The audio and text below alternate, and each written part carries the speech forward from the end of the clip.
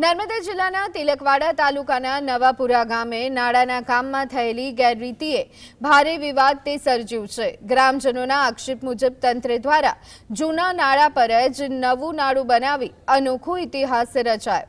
લાખોના ખર્ચે થયેલા આ કામમાં પાઇપના સાંધામાં કોન્ક્રીટને બદલે માટી પૂરવામાં આવી છે, જ્યારે દિવાલોમાં રેતી કપચીને બદલે હલકી ગુણવત્તાનું ગ્રેવલ વપરાતા એક જ મહિનામાં તિરાડો પડી ગઈ છે।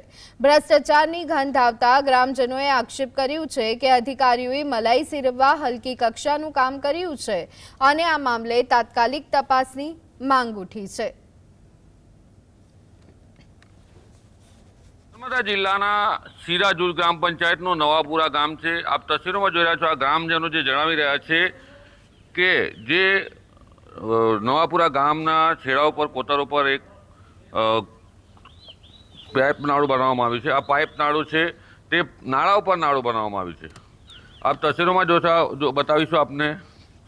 જે પાઇપ નાખવામાં આવ્યા છે તે ફક્ત માટી નાખીને પાઇપ નાખી દેવામાં આવ્યા છે। અત્યારથી તૂટવા માંડ્યા છે। બીજી તરફ આપને જે પ્રોટેક્શન વોલ બનાવવામાં આવી છે, જે દિવાલ બનાવવામાં આવી છે તે પણ તૂટી રહી છે। હજુ 1 મહિનો થયો નથી। ગ્રામજનોનો આક્ષેપ છે કે તંત્રના અધિકારીઓ કાળજી લેતા નથી। સરકારની ગ્રાન્ટો આવે છે તે વપરાય છે, પરંતુ તેનો લાભ પ્રજા સુધી મળતો નથી। અહીંયા બીજી વાત મહત્વની છે કે નાળા ઉપર નાળું બનાવવામાં આવ્યું છે। આ કોઈ એસ્ટિમેટ આવી રીતના મંજૂર થતા નથી, પરંતુ આ ભ્રષ્ટાચારી તંત્રએ હદ વટાવી છે।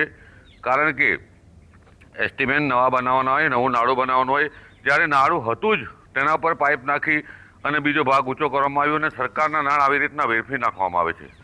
ત્યારે આ ભ્રષ્ટાચારી તંત્ર ક્યારે જાગશે?